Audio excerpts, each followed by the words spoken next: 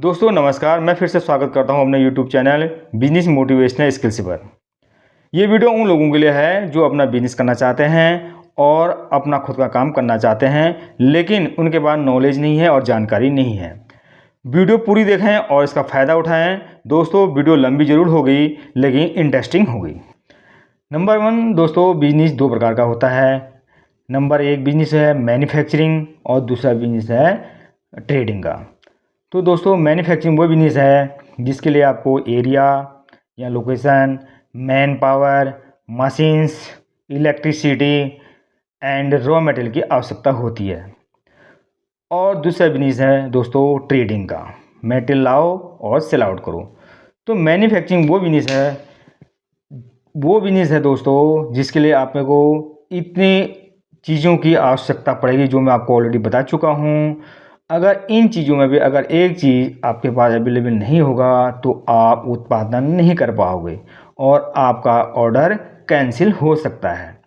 दूसरा बिजनेस दोस्तों मैंने बताया ट्रेडिंग का।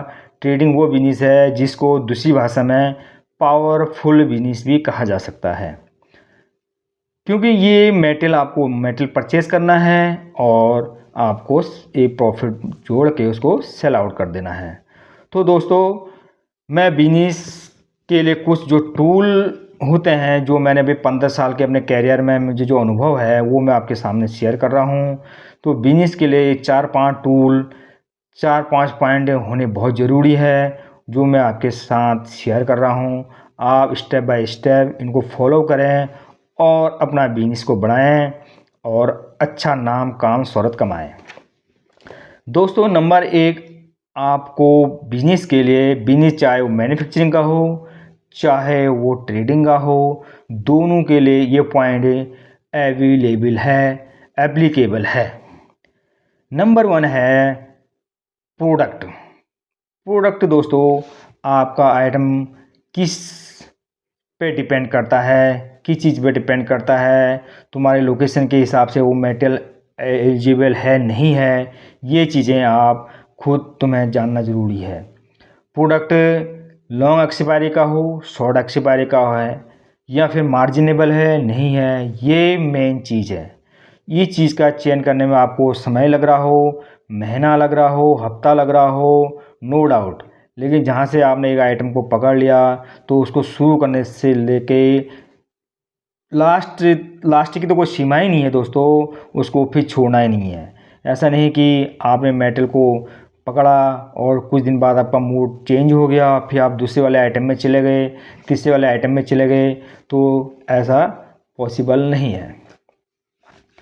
तो दोस्तों पहले आपको आइटम का चयन करना है और आइटम मान लेते हैं आपने चयन कर लिया है, तो अब मैं आपको दूसरा स्टेप बता रहा हूँ।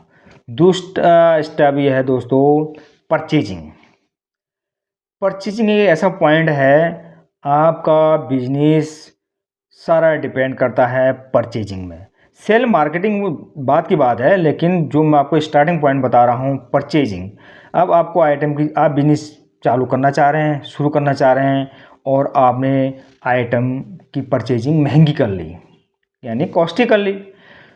तो दोस्तों ये ऐसा है, एक शहर अगर शहर बड़ा है या लोकेशन बड़ा है या एरिया बड़ी है तो वहाँ पे 2-3, 4-5 भी एक आइटम पे आपको डिस्ट्रीब्यूटर मिल सकते हैं, होलसेलर मिल सकते हैं, रिटेलर मिल सकते हैं। तो उनके साथ आपको कंपटीशन करना है, क्योंकि मार्केट भी आपकी वही है। ये तो है नहीं आपने मटेरियल परचेज यहाँ कर दिया इंडिया में और आप उसको सेल आउट करने के लिए लंदन जा रहे हो या कहीं अन्य कंट्री में जा रहे हो, आपको भी सेल इसी लोकल मार्केट में करना है।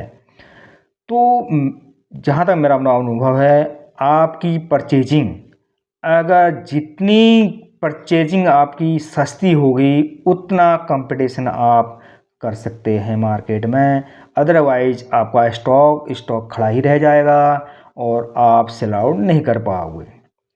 तो परचेजिंग से मेरा मतलब है दोस्तों कि आपको जो आइटम का आपने चयन करा है उसका मैन्युफैक्चरिंग, अगर आपके पास बजट है तो आप मैन्युफैक्चरिंग तक जाओ। मैन्युफैक्चरिंग वाला आपको ये रेट दे देगा, शायद वो रेट आपको कोई नहीं दे पाएगा। आ रही समझ में बात? तो दोस्तों आप पहुंच गए किसी रिटेलर के पास, आप पहुंच गए डिस्ट्रीब्यूटर के पास, आप पहुंच गए स्टॉकिस्ट के पास, तो हो सकता मैन्युफैक्चरिंग से वो आपको महंगा रेट देंगे, क्योंकि 1-2% मार्जिन वो अपना भी उसमें ऐड करेंगे। अब आपके पास बजट कम है तो आप स्टॉकिस्ट से मिलो, उससे कम बजट है तो आप डिस्ट्रीब्यूटर से मिलें, उससे कम होने से फिर आपका धंधा नहीं चल पाएगा। डिस्ट्रीब्यूटर से आप परचेजिंग करके भी माल सेल आउट कर सकते हो, लेकिन बजट के ऊपर ये बात डिपेंड करती है। तो दोस्तों मेरा कहने का मतलब है, परचेजिंग आपकी सस्ती हो गई तो आप कंपटीशन कर पाओगे। मेरे कहने का मतलब यह है, अगर कोई आइटम मान लेते हैं वो 50 रुपये की मार्केट में मिल रही है, आ रही समझ में, तो जो डिस्ट्रीब्यूटर उस दुकानदार को उस मटेरियल को 50 रुपये वाला आइटम जो सेल हो रहा है उसको 45 में दे रहा है, 5 रुपये मार्जिन अपना जोड़ रहा है। अगर आपकी परचेजिंग 50 रुपये की हुई हो तो आप दुकानदार को क्या रेट दोगे? 5 रुपये आप अपना मार्जिन में जोड़ोगे, तो यानी आपका आइटम वही 50 वाला 55 में पहुंच जाएगा, यानी 55 रुपये सेल आउट होगा। तो कहने का मेरा मतलब है, वो 50 वाला आइटम 55 में पहुंच गया तो आपका आइटम सेल आउट नहीं हो पाएगा। तो जहाँ तक मेरा अनुभव है, जहाँ तक मेरी नॉलेज है, आप परचेजिंग पर विशेष ध्यान दें। तीसरी बात दोस्तों टाइम मैनेजमेंट का है।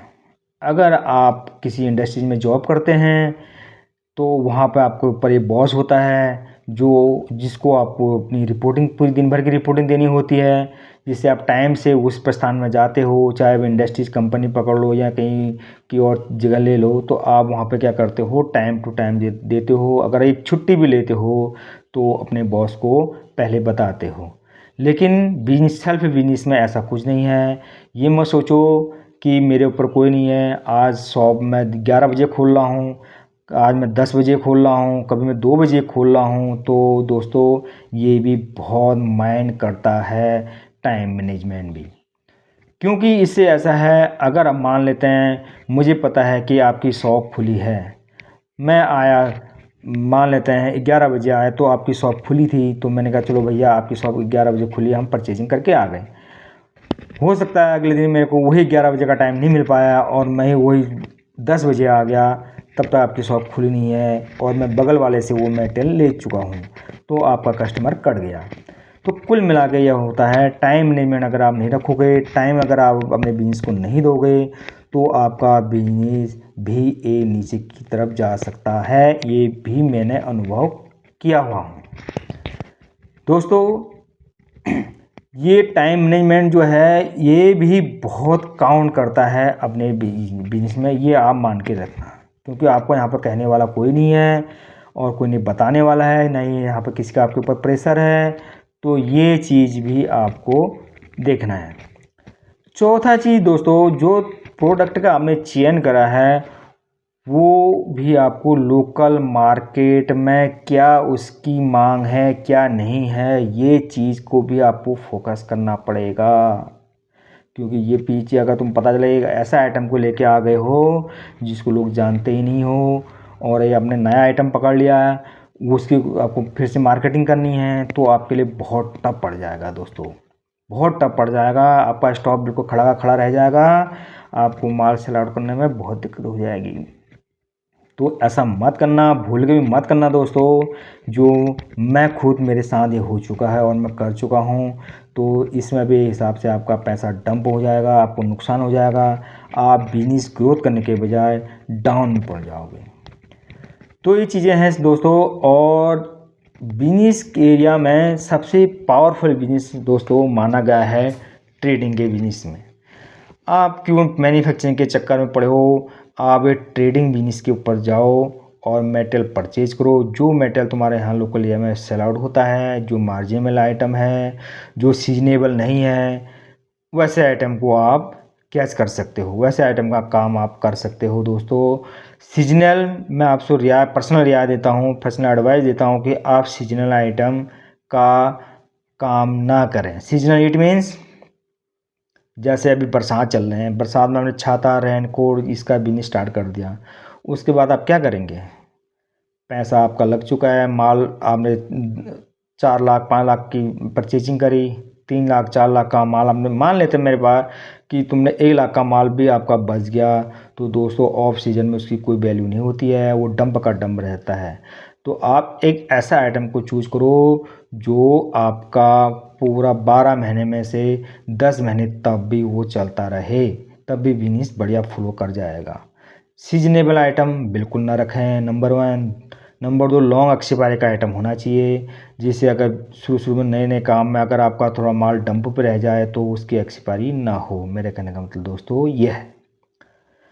तो दोस्तों कुल मिला के बिजनेस और भी बहुत, इसको मैंने विस्तार से अगली वीडियो में मैं आपको बताऊंगा सेल कैसी होती है, मार्केटिंग कैसी होती है, आइटम को सेल आउट कैसे करते हैं, और मार्केटिंग में क्या क्या टूल की ज़रूरत आवश्यकता पड़ती है। ये सारी चीज़ें मैं आपको नेक्स्ट वीडियो में बताऊंगा। तो दोस्तों अब मैं इस वीडियो को यहीं पर समाप्त कर रहा हूं। अगर आप लोगों को कोई कमेंट्स या कोई राय हो तो आप मेरे को कमेंट्स ज़रूर भेजें, ताकि मैं भी, मेरा चैनल का नाम ही मोटिवेशनल है दोस्तों मेरे को आपको मोटिवेट करना है। आपको मोटिवेट करना है तो आप अपने कमेंट से ज़रूर दें कि यहाँ पे देखकर मैं बिल्कुल उसका जहाँ तक मेरी नॉलेज है मैं अपने नॉलेज के हिसाब से मैं उसको एक्सरसाइज करके आपके तक उस बात को रखूँगा। और यहीं पर मैं इस वीडियो को समाप्त करने जा रहा हूँ। बाकी दोस्तों आपसे एक ही गुजारिश है मेरी, आप मेरी वीडियो को पसंद करें, लाइक करें, शेयर करें, कमेंट्स करें और मेरे चैनल को सब्सक्राइब करें। धन्यवाद।